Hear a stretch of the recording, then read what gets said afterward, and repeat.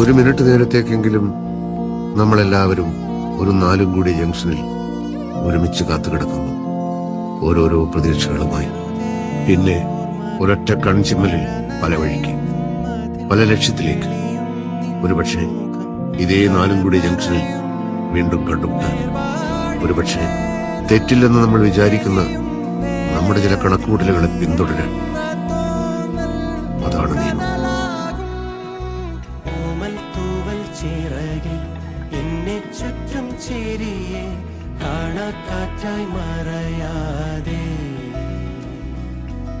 കൂടി കൂടി തുടിച്ചും പാടി പാടി പറഞ്ഞും നീറും മൗനം പകരാതെ.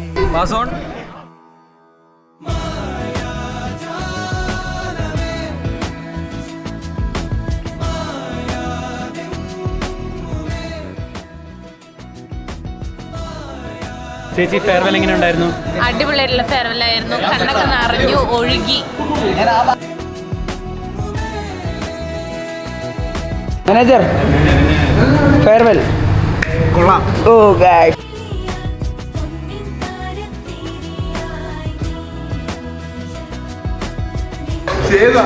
ചേട്ടാ ബൈ.